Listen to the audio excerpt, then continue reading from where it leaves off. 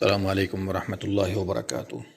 ہمارے خطبے کا موضوع ہے ہلاکت و خطرات سے سلامتی کے اسباب اختیار کریں۔ نحمدہ و نصلی علی رسولہ الکریم، اما بعد۔ اللہ کے بندو، اللہ کا تقوی اختیار کریں جس کی طرف آپ کو لوٹ کر جانا ہے۔ بھائیو، جان لیں کہ اللہ نے آپ کو زمین کا خلیفہ بنایا ہے تاکہ وہ دیکھ لے کہ آپ کیسا عمل کرتے ہیں۔ اللہ نے آپ کی حد درجہ تکریم کی اور بے انتہا نعمتوں سے نوازا۔ حضرت انسان کے مقام کو بلند کیا، یہاں تک کہ مقرب فرشتوں سے سجدہ کرایا، اور اسی کے واسطے آسمان و زمین کی تمام چیزوں کو تابع کیا۔ انسان ان کے خزانوں کو نکالتا، ان کی کارآمد چیزوں سے فائدہ اٹھاتا اور ان کی گہرائیوں کی جانچ پڑتال کرتا ہے، اور یہ صرف ایک عظیم مقصد کے لیے ہے۔ اللہ نے فرمایا، میں نے جنات و انسان کو صرف اور صرف اپنی عبادت کے لیے پیدا کیا، نہ میں ان سے روزی چاہتا ہوں اور نہ چاہتا ہوں کہ وہ مجھے کھلائیں، جبکہ اللہ کھانے سے پاک ہے۔ اللہ خود ہی روزی دینے والا، طاقتور اور زور آور ہے۔ سورہ ذاریات آیت نمبر 56 سے 58۔ انسان کا مقام اللہ کے ہاں بلند اور اس کی جان قیمتی ہے، اس لیے انسانی نفوس کی حفاظت کی خاطر کئی ایک احکام صادر فرمائے اور انہیں ضائع و برباد ہونے سے روکا۔ اللہ نے فرمایا، اپنی جانوں کو قتل نہ کرو، اللہ تم پر بڑا مہربان ہے۔ سورہ نساء آیت نمبر 29۔ اللہ نے فرمایا، اپنی جانوں کو ہلاکت میں نہ ڈالو، سورہ بقرہ آیت نمبر 195۔ یہ تمام چیزیں اللہ کی طرف سے انسان کی تکریم پہ دلالت کرتی ہیں۔ اللہ کا دین انسانیت کو بلند مقام عطا کرتا اور واضح کرتا ہے کہ انسان کا احترام ہے۔ اسلام ایسا دین ہے جو انسان کو اپنا قیمتی سرمایہ حیات سے بالکل غفلت سے دور رکھتا ہے، تاکہ ہمہ وقت سلامتی و حفاظت کے اسباب بروئے کار لائے۔ جو اپنے نفس کو ہلاکت و تباہی کی طرف لے جاتا ہے اور وہ اس کے اسباب کو دور کرنے پر قادر ہے تو وہ خودکشی کرنے والا ہے۔ ہم اس سے اللہ کی پناہ چاہتے ہیں۔ بھائیو، بے شک مسلم جو رب کی ہدایت پر گامزن ہے، ان تمام چیزوں سے دور رہتا ہے جو اسے ہلاکت کی طرف لے جاتے ہیں۔ اس بات کو بھی بخوبی تسلیم کرتا ہے کہ بے شک ہر چیز اللہ کی تقدیر سے ہے۔ وہ یہ بھی عقیدہ رکھتا ہے کہ سلامتی کے اسباب کو بروئے کار لانا تقدیر پر ایمان رکھنے کے مخالف نہیں، شرعی اسباب اختیار کرنا بھی تقدیر الہی کا حصہ ہے۔ جب عمر فاروق رضی اللہ عنہ کو خبر ملی کہ شام میں طاعون کی وبا پھیل چکی ہے تو شام کے راستے سے مدینہ واپس آنے کا عزم کر لیا، جبکہ شام کا کچھ راستہ طے کر چکے تھے۔ ان سے ابو عبیدہ بن جراح رضی اللہ عنہ نے فرمایا، امیر المؤمنین، آپ اللہ کی تقدیر سے بھاگ رہے ہیں، یعنی شام چلیے، گرچہ وبا پھیلی ہوئی ہے، جو تقدیر میں ہوگا کوئی بات نہیں۔ عمر فاروق رضی اللہ عنہ نے جواب دیا، ابو عبیدہ، تمہارے علاوہ کسی اور نے کہا ہوتا تو کوئی بات نہیں۔ فرمایا، جی ہاں، ہم اللہ کی تقدیر سے اللہ کی تقدیر کی طرف بھاگ رہے ہیں۔ کیا خیال ہے اگر تمہارے پاس اونٹ ہو اور تم وادی میں اترے، اور وادی بھی دو طرح کے ہیں، ان میں سے ایک زرخیز و شاداب ہے اور دوسرا بنجر، جب تو سرسبز وادی میں چرائے گا تو اللہ کی تقدیر سے چرائے گا، اور اگر بنجر میں چرائے گا تو ابھی اللہ کی تقدیر سے چرائے گا، تمہیں چرانا کس میں پسند ہوگا؟ اس واقعہ میں ہمارے لیے صاف دلیل موجود ہے کہ سلامتی و حفاظت کے اسباب لازمی طور پر اختیار کریں اور ہلاکت و خطرات میں واقع ہونے سے بچیں۔ یہ اللہ پر حقیقی توکل ہے۔ ہمارے نبی محمد صلی اللہ علیہ وسلم نے مکہ سے مدینہ ہجرت کا ارادہ کیا تو سلامتی کے وسائل اختیار کیے، سواری لی، رفیق سفر لیا اور مناسب و محفوظ راستہ پکڑا۔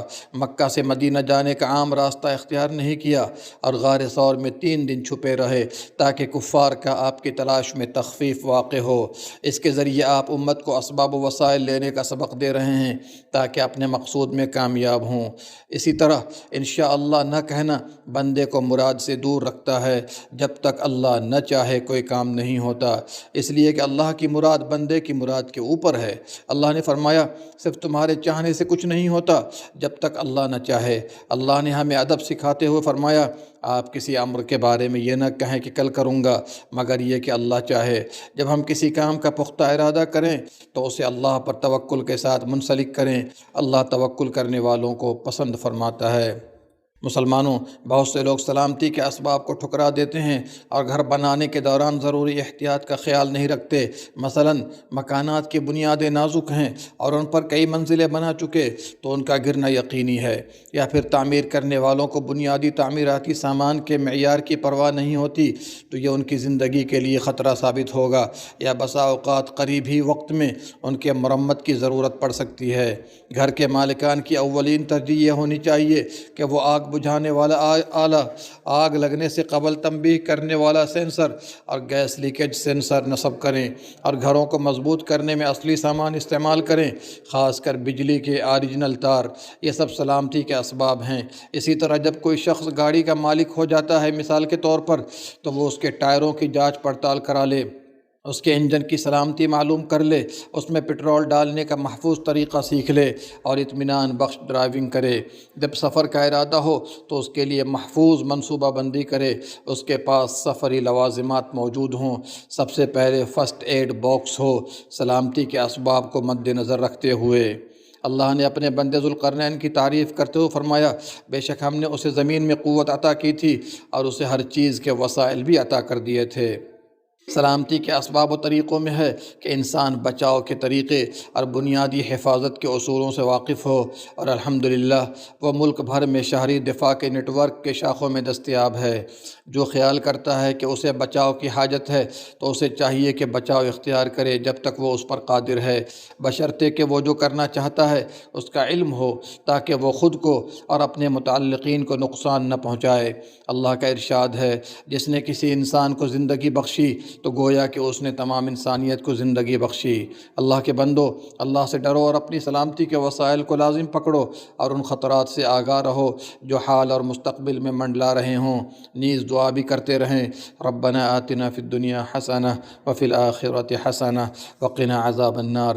ہمارے رب، دنیا میں بھلائی عطا فرما اور آخرت کی بھی بھلائی نصیب کر اور ہمیں جہنم کی آگ سے بچا لے۔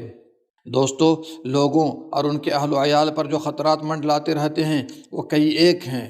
جو آخرت میں ان کی سلامتی کے متعلق ہے اس کی طرف خاص توجہ دینے کی ضرورت ہے، اس کے لیے خاص اہتمام و رعایت ہونی چاہیے۔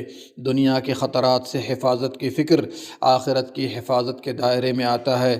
رب نے فرمایا، اے ایمان والو، اسلام و سلامتی میں پورے طور پر داخل ہو جاؤ اور شیطان کے نقش قدم کی پیروی نہ کرو، وہ تمہارا کھلا دشمن ہے۔